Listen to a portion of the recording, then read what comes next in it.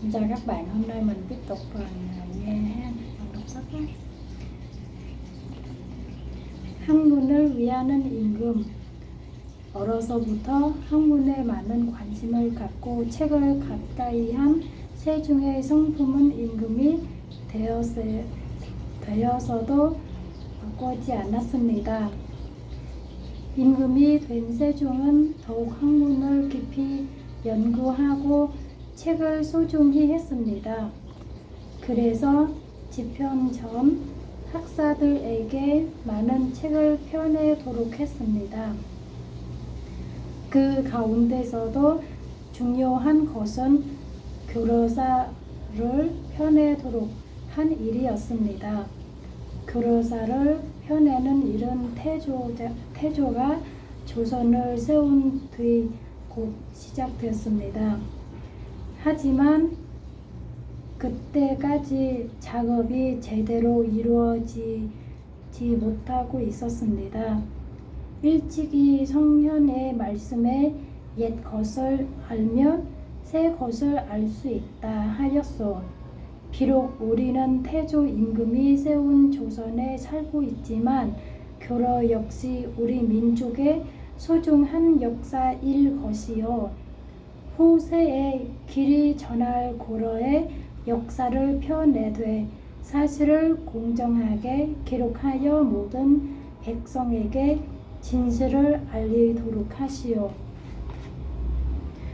세종은 교로사를 만들기 위해 집현전 학사들에게 특별 명령을 내렸습니다. 500여 년에 달하는 고려의 역사를 책으로 엮여내는 일은 여러 가지로 많은 어려움이 있었습니다. 태조 이성계가 고려를 무너뜨리고 조선을 세웠기 때문에 그 사실을 잘 표현하기 위해서는 고려에 대해 좋지 않게 적어야 할 부분도 있었습니다. 어느 날 세종은 고려사 편찬 작업이 얼마만큼 되었는지 살펴보기 위해 집현전 학사들을 찾아갔습니다. 책을 가져오시오. 세종은 그때까지 진행된 책을 읽어보았습니다. 그런데 책을 읽던 세종의 얼굴이 점점 어두워졌습니다. 집현전 학사들은 세종의 눈치를 살피고 있었습니다. 이윽고 세종이 말문은 열었습니다. 왜 사실과 다르오? 세종의 한마디가 무슨 뜻인지 집현전 학사들은 알고 있었습니다. 역사를 적는 일은 정직하게 해야만 하오. 어찌 몇 사람의 생각만을 그럴듯하게 꾸며 적은 글을 역사라 할 수 있겠소? 지나치고를 깎아내린 것과 조선의 개국을 좋은 말로만 꾸민 것을 모두 공정하게 바로 잡도록 하시오. 세종의 엄한 분부에 따라 학사들은 다시 사실 그대로의 역사를 적었습니다. 고려사는 모두 139권이나 되는 엄청난 기록이었습니다. 그 기록의 대부분이 세종 때에 이루어졌으며 세종의 뒤를 이은 문종 때에 비로소 완성되었습니다. 학사들이 고려 시대의 역사를 정리하는 동안 세종은 백성들의 생활을 걱정했습니다. 내가 아무리 훌륭한 정치를 편다 해도 백성들이 헐벗고 곰주리는 생활을 한다면 소용없는 일이다. 좋은 임금이란 나라를 잘 살펴 백성들이 넉넉하고 근심 없이 살 수 있게 해주어야 한다. 어떻게 하면 백성들이 넉넉하고 편안하게 살아갈 수 있을까? 생각을 가독하던 세종은 어느 날 무릎을 쳤습니다. 그렇다. 농사 짓는 기술을 개발해야 한다.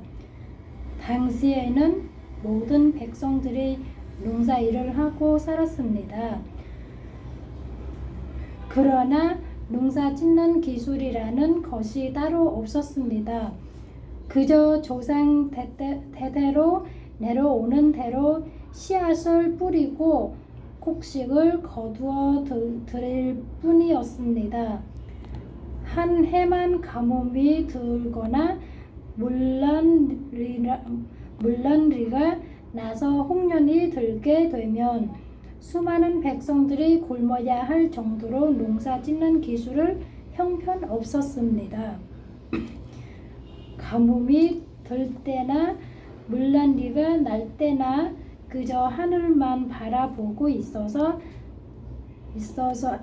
안 된다. 농사 짓는 기술을 발달시킨다면 자연이 주는 피해를 막을 수는 없을지라도 줄일 수는 있을 것이다. 그 무렵 명나라에는 이미 농사 짓는 기술에 대한 책이 여러 권 나와 있었습니다. 세종은 그 책들을 들어와서 농사 짓는 방법을 연구하게 했습니다.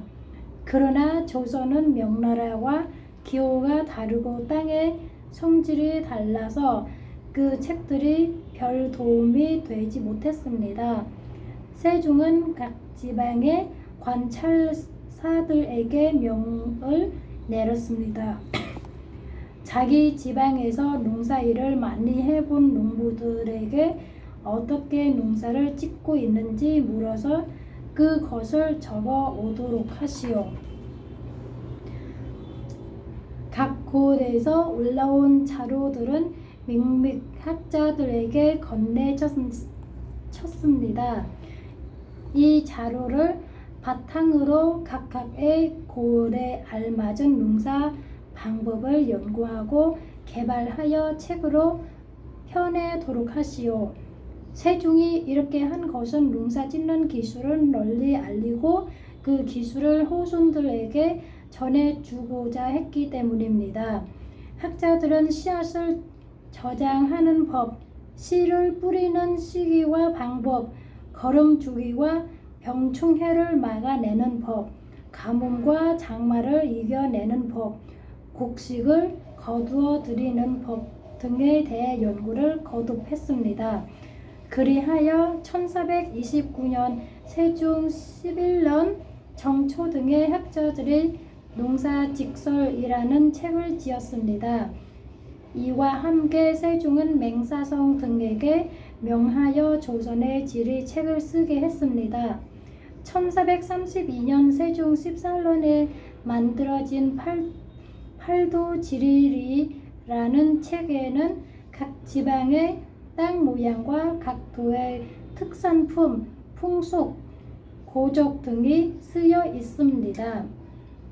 세종의 정성을 쏟은 것은 이뿐만 아니었습니다. 어느 날 세종은 집현전 학사들과 이야기를 나누고 있었습니다. 사람이 사람의 도리를 다하지 않고는 사람답게 산다고 할 수 없을 것이요. 그렇사옵니다. 그렇다면 사람의 도리란 무엇을 말하는 것이요? 그것은 삼강과 오윤을 지키는 것이라고 할 수 있사옵니다. 한 학사의 말에 세종은 고개를 끄덕였습니다. 나도 그리 생각하오. 삼강과 오윤은 우리 생활에 으뜸 가는 도리라고 할 수 있어. 그렇다면 삼강이란 무엇이요? 세종의 물음에 당황한 집현전 학사들이 서로 눈치만 살폈습니다.